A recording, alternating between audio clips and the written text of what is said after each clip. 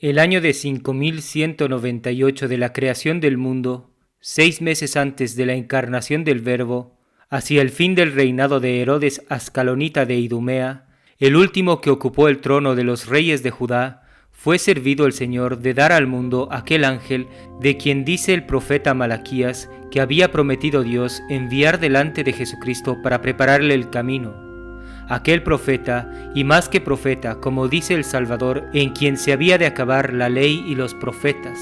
aquel santo precursor, en fin, del verdadero Mesías, cuyo nacimiento había de llenar de gozo todo el universo, y cuya concepción fue acompañada de tantas maravillas, aquel hombre tan extraordinario, de quien aseguró el mismo Jesucristo no haber nacido otro mayor que él entre los hijos de las mujeres,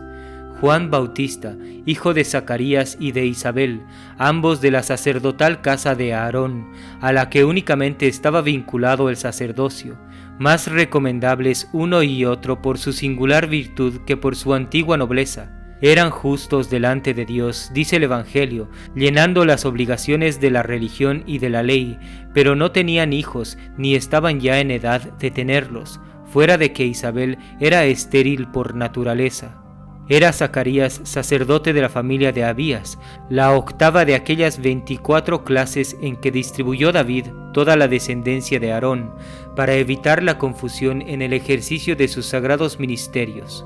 Alternaban por semanas estas clases en el servicio de las funciones del templo. Al principio de cada semana se sacaba por suertes el sacerdote que había de entrar a servir para ofrecer el incienso al Señor por la mañana y por la noche en el lugar santo sobre el altar de oro. Dispuso la divina providencia que, en la semana que tocó a la familia de Abías, saliese la suerte a Zacarías. Entró pues a la hora acostumbrada en aquella parte del templo donde sólo era permitido entrar a los sacerdotes, quedándose los demás en el vestíbulo o parte más exterior, y habiendo acudido aquel día mayor concurso de pueblo que el ordinario, lo que hace verisímil que fuese un sábado por la noche, notaron todos que duraba la ceremonia más de lo regular. Fue el caso que, mientras Zacarías estaba ofreciendo el sacrificio, visiblemente se le apareció un ángel en forma humana, que estaba en pie al lado derecho del altar. Al principio se llenó de un religioso temor el santo sacerdote, pero el ángel le confortó diciéndole: «No temas, Zacarías, que mi presencia antes te ha de alegrar que estremecer. Subieron al cielo las oraciones que ofreciste por la salvación del pueblo, y Dios las oyó benignamente. Y para que no pongas duda en ello, vengo a decirte, de su parte, que tu esposa Isabel, en medio de sus años y de su esterilidad, concebirá y parirá un hijo, a quien pondrás el nombre de Juan, el cual llenará de consuelo a toda la casa de Israel. Su nacimiento será de grande alegría para ti y para todo el mundo, porque nacerá para anunciar la venida de su Salvador. Será grande a los ojos de los hombres y mayor a los ojos de Dios, destinado para precursor del Mesías, santificado y lleno del Espíritu Santo en el vientre de su madre. Por todo el discurso de su vida guardará una rígida abstinencia, no beberá vino ni otro algún licor de los que puedan embriagar. Predicará con tanto celo que convertirá a muchos hijos de Israel a su Señor y a su Dios. Y este mismo Dios, hecho hombre, no se dejará ver en público hasta que Juan, su precursor, haya anunciado su venida, caminando delante de él con la virtud y con el espíritu de Elías. Harálo con tanta eficacia, con tanta felicidad, que los padres se regocijarán de ver como resucitada en sus hijos su piedad y su fe. Muchos de los que ahora están ciegos y son incrédulos abrirán entonces los ojos, conocerán sus descaminos y llenos de celestial sabiduría se aplicarán únicamente a buscar a aquel que viene a salvarlos, para que cuando llegue los encuentre enteramente dispuestos a recibirle, a obedecerle y a seguirle. No dudó Zacarías que era ángel del Señor el que le hablaba. Con todo eso, como eran tan portentosas y tan sobre las fuerzas de la naturaleza las que le prometía, no se pudo resolver a creerlas. ¿Cómo me puedo persuadir, le replicó, que suceda lo que me dices, siendo yo tan viejo como soy y siendo mi mujer un poco menos que yo? Presto experimentó el castigo de su poca fe y de su poca confianza. Para mostrarle el ángel ante todas las cosas la sinrazón con que dudaba de lo que había oído, le declaró quién era, qué empleo tenía y quién le enviaba. Yo, dijo, soy el ángel Gabriel, uno de los espíritus que asisten más cerca del Señor, prontos siempre a ejecutar sus divinas órdenes. Él mismo me envió a ti para anunciarte esta dichosa nueva. Mas porque dudaste de lo que te he dicho, ves aquí que desde este mismo punto quedarás mudo, y no recobrarás el uso de la lengua hasta que se cumplan todas estas cosas. Esperaba mientras tanto el pueblo a que saliese Zacarías, admirados todos de que tardase tanto en ofrecer el sacrificio, pero se asombraron mucho más cuando al salir advirtieron que estaba sordo y mudo, novedad que, añadida al espanto y a la turbación que notaron en su semblante, los persuadió a que sin duda había tenido alguna visión. Concluida la semana de su ministerio, se retiró a una casa suya en la tribu de Judá, situada en las montañas que se cree fuesen las de Hebrón. Poco después se hizo preñada Isabel, y como si se avergonzase de parecerlo en aquella edad, estuvo 5 meses sin salir de casa, dando continuas gracias al Señor por la merced que la había hecho. A los 6 meses de su preñez vino a visitarla su prima, la Santísima Virgen, cuando acababa de concebir en su purísimo vientre al Hijo de Dios por el Espíritu Santo. Noticiosa esta señora del milagroso preñado de su prima por habérsele anunciado el mismo ángel que se apareció a Zacarías en el altar de los inciensos, y conducida del Espíritu Santo, partió de Nazaret a Judea, no permitiéndola diferir un momento este viaje la misma divina inspiración que se le había sugerido. Llegando a Hebrón, entra en casa de Zacarías, saluda a Isabel, y en el mismo punto de la salutación, el niño de 6 meses que ésta tenía en sus entrañas da saltos de alegría dentro del mismo vientre a la voz de la Santísima Virgen, y queda santificado antes de nacer por la presencia de su Señor que aquella purísima doncella llevaba en su casto seno. Los saltos y la santificación del Hijo fueron acompañados de un torrente de gracias que desprendió el cielo sobre la Santa Madre. Conoció en el mismo instante el incomprensible misterio de la encarnación del Verbo, y no pudiendo contener el gozo y el respeto, encarando con su dulcísima prima, prorrumpió en estas tiernas exclamaciones: «Bendita eres entre todas las mujeres, y bendito es el fruto de tu vientre. ¿De dónde a mí tanta dicha que la madre de mi Señor y de mi Dios se digne visitarme? Luego que llegaron a mis oídos las primeras palabras de tu salutación, el hijo que tengo en mis entrañas saltó de gozo dentro de mi vientre, y yo misma me sentí ilustrada de su nueva luz».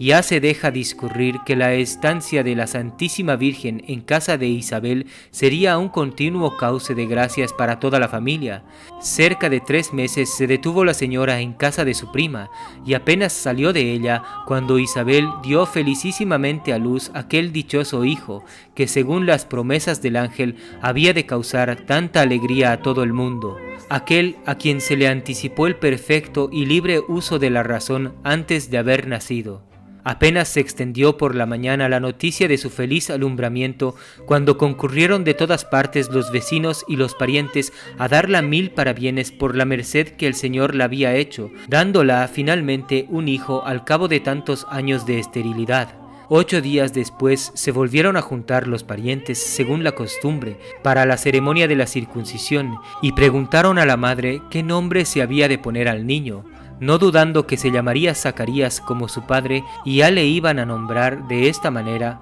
cuando la madre se opuso, diciendo que se había de llamar Juan.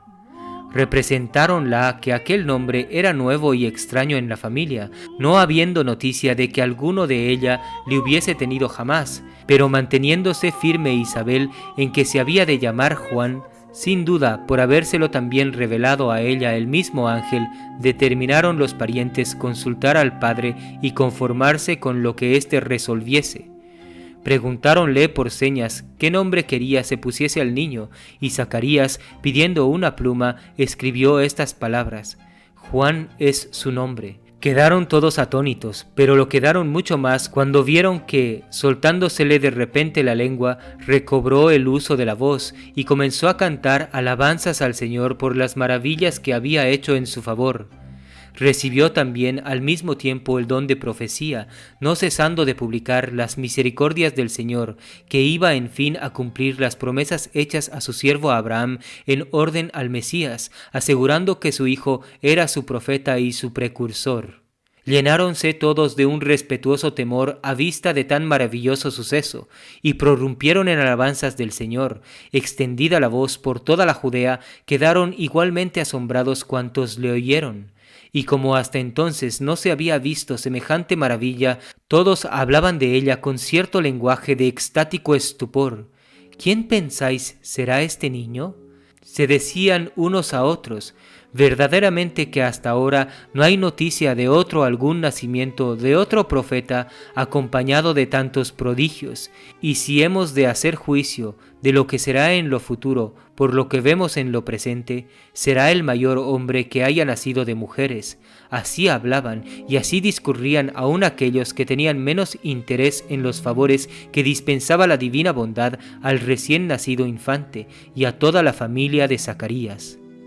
Como este dichoso padre de un hijo tan querido de Dios pasó repentinamente de mudo a profeta y a un hombre lleno del Espíritu Santo, sintióse ilustrado de una nueva luz y encendido su corazón de un divino fuego, quiso luego dar parte a todo el mundo de la alegría que le causaba aquel bien, que había de ser común a todas las naciones de la tierra, y exclamó en este inspirado cántico: Bendito sea para siempre el Señor Dios de Israel, que se dignó visitar a su pueblo y librarle de la esclavitud en que gemía después de tantos siglos. Abatida la real casa de David, habiendo decaído de su majestad, de su grandeza y de su poder, vuelve otra vez a levantarla y la restituye a su esplendor, enviándola el Salvador que nos habían prometido los profetas que nos precedieron, asegurándonos que, por formidables que fuesen los enemigos de nuestra salvación, Él nos libraría de sus manos. Muestra bien que no puede nunca olvidar la alianza contraída con Abraham, nuestro padre, y la promesa que le hizo de excitar sus misericordias con nuestros padres, extendiéndolas hasta nosotros para que, libres de la esclavitud de nuestros enemigos, le sirvamos sin temor, con una vida pura y santa, caminando continuamente en su presencia y sirviéndole con fidelidad y con amor. Así publicaba a todos el santo viejo las misericordias del Señor, cuando volviéndose hacia su hijo y mirándole fijamente, le dijo como arrebatado: Tú, hijo mío, estás destinado para precursor y profeta del Salvador de los hombres. Irás delante de él, allanarás el camino y dispondrás los pueblos para recibirle. Enseñarás a los pecadores la ciencia de la salvación, para que, volviendo a él por la penitencia, consigan el perdón de sus pecados. Estos son los efectos de aquella incomprensible misericordia que nos muestra en este tiempo, haciéndose semejante a nosotros y bajando del cielo para visitar y para alumbrar a los que están sepultados en las tinieblas y en las sombras de la muerte, y conducirnos a todos al camino de la paz. El concurso de tantas maravillas como sucedieron en el nacimiento del niño Juan le hicieron célebre en toda la Judea. Refiere San Pedro Alejandrino como un hecho de pública notoriedad que cuando Herodes buscó al niño Jesús para quitarle la vida, quiso hacer lo mismo con el niño Juan, por el ruido que había metido en el mundo su nacimiento, pero que le libró su madre Santa Isabel retirándose con él al desierto, hasta que, muerto Herodes, la madre se pudo volver libremente a buscar a Zacarías, pero dejándose a San Juan en el mismo desierto, donde quería el Espíritu Santo se mantuviese hasta el tiempo de su predicación.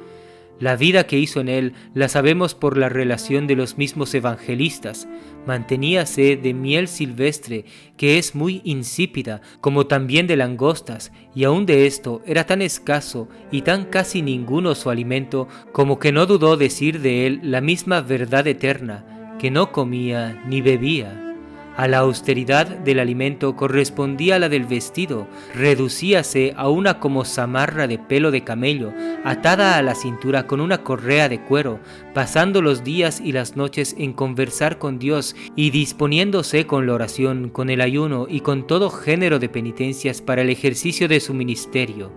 Por esta inocente y penitente vida que hizo en el desierto, dice San Agustín y San Jerónimo, es tenido San Juan por modelo de vida austera y retirada de los anacoretas. La Iglesia, dice San Bernardo, celebra la vida y la muerte de los demás santos porque fueron santos, pero festeja el nacimiento temporal de San Juan Bautista porque fue santo el mismo nacimiento y origen de una santa alegría.